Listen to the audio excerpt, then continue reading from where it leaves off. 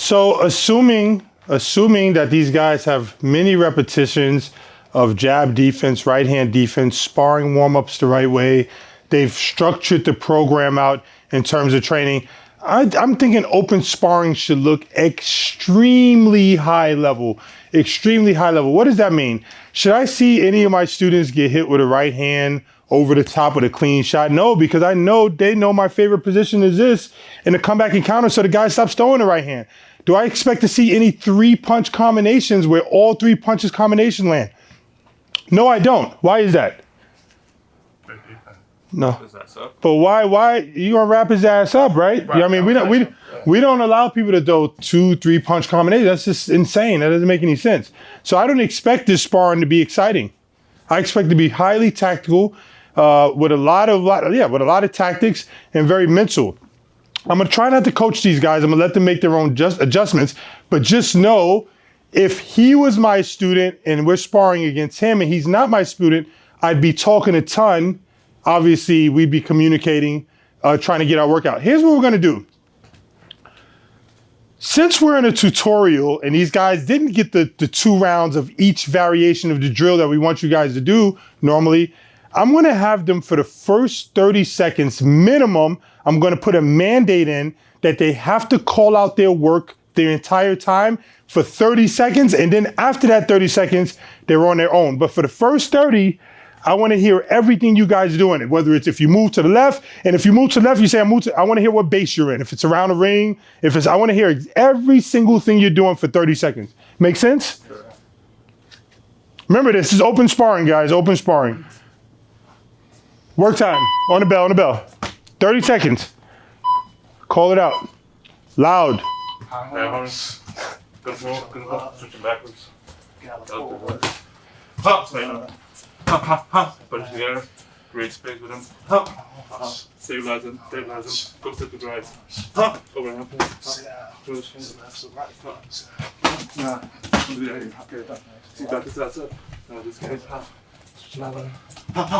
Remember, these guys are not talking shit. They're telling themselves what they're doing. For me, that's a great thing because I know my student now knows what they're doing.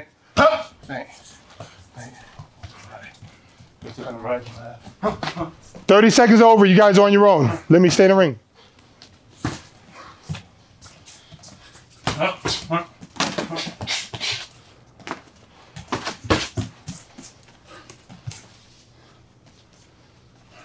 Anybody, conversation feint. Make them believe it.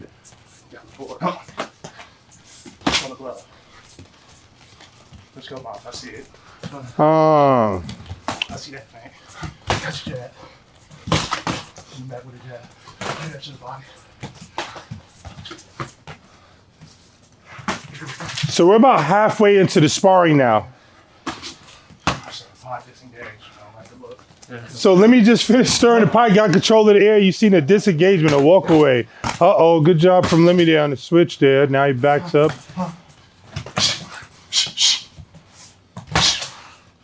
Look.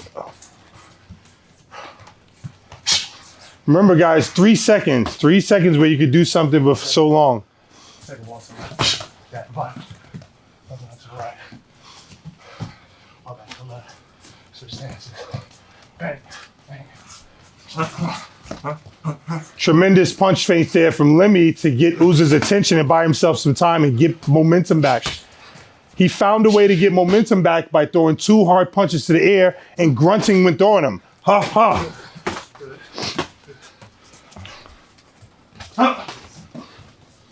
You guys have 45 seconds left. I suggest you guys start calling out your work so you know what you're doing, even though you're tired.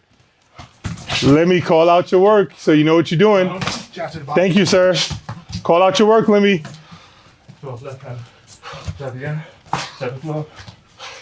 Keep calling out your work for the rest of the round, Lemmy, so you should engage. Call it out, Lemmy. Call it out, Lemmy. Good job, Lemmy. Call it out. 15 seconds. Ay, ay, ay. He went into a serious control package there.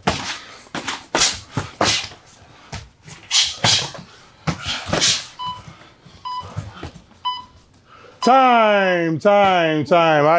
I definitely, I mean, I was trying to watch the fight. You guys take a walk and breathe. Take a walk, come back to you. Take a walk and breathe. I was trying to let them work, but I saw some unbelievable skills there. I saw some adjustments being made. And, you know, in the beginning, both guys were calling out their work. So you saw them telling themselves what they're doing. And that's how every round should look. First, second, third, fourth, fifth. Like, it shouldn't be a situation where you run out and you're just launching punches. There should be some type of thought process. When they were both calling out their work, both using my system, see, they respected each other a lot. Obviously, when you're going against the people from other gym, they won't know what the hell you're doing, which is why we whoop ass on a regular basis using my system. It's just too easy. Those other gyms are so far behind. Like, this is high level. No offense to what they're doing, but this is high level what we're doing here. We're getting control of the air. We're punching people's gloves. We're using audible feints. We're calling out our work. We're doing everything possible. We're getting all types of insurances so that we can be successful. So, having said that, what made you go into such a physical control game with about 40 seconds left? Because, I mean, it was different packages. It was a bit overwhelming, no? Yeah, it was good. Okay, but what made you go into those control game packages? I felt like I needed the momentum. Okay. I felt like I needed the momentum. So you decided to get physical. I decided to get physical. And you did it like, okay, I'm doing this, fuck it, I don't care. There's nothing this guy's gonna do about it. Was on Right. the ropes too, so. Right. Now, what could you have done? Do you think, okay, looking back in a round, what do you think you could have done differently to counter when he went? Because it was a mode, it was like 40 seconds where he just went into a full control package. But what do you think you could have did different looking back now? Well, wrap his ass up sooner, or just don't go to the ropes, like circle out, maybe Right. their style. Right. It's interesting what you're saying, because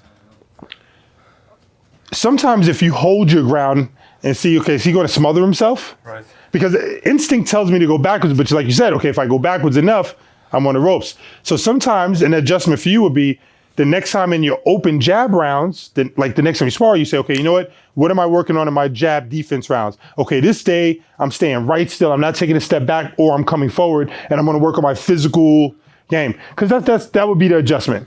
So instead of, it's scary as shit though, but that would be the adjustment.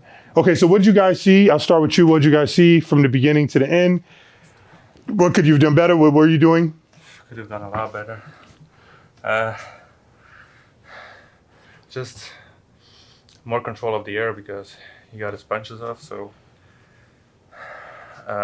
maybe counter his shots. Do you think you were looking for, okay, would you say, okay, if you take on a scale of 100, were you more offensive minded for the first 2 minutes, or were you also balanced defense and offense? No, like the first 30 seconds was like movement. Right. Try to get control of the air, high Right. horns. But then I wanted to get my offense off, so to speak. Try to punch the air to set things up. So you're saying your ball sack got the best of you? Yeah. I think that's what happened. Because it's funny, it's interesting. But that's okay. That's okay with development. With development, it's okay. Because remember in the beginning, I was saying to you about your jab. I said, hey, I know you can land your jab, but we want you reading for later on. Mm-hmm. And so in a situation where, okay, you feel like, okay, I want to do something. I personally, as a big guy, and I say this as a tall for the division guy, I don't want someone throwing 60 punches at me. That's just too much to defend. I want to keep them between, for you, I think a good punch count number, if you could get guys throwing 15 and less per round, it's much easier for your defense. But if it's a thing where I think it kind of, not your defense, it doesn't suffer, but unless you're like fucking virtuoso in that position, then, you know, it's a little bit lower percentage, if that makes sense. So in the future, keep working on your movement, but in the future, work on your tired game. You know what? I'm going to stay right here. I'm going to try to let the guy smother himself so he gives me the clinch, because if Uzi throws his jab here, step in with 2 jabs, keep stepping. If I don't move, he's either going to stop or he's going to continue. And if he continues, I'm either come over with the right hand, or I'm going to go, okay, great. Overhooks. Thank you, sir. And I'm going to say thank you when he does. Oh, thank you. I was tired anyway. I'm literally going to say thank you. Thank you, sir. I was tired anyway. I appreciate that. So, but that's all humility, right? Exactly. Yeah. Okay.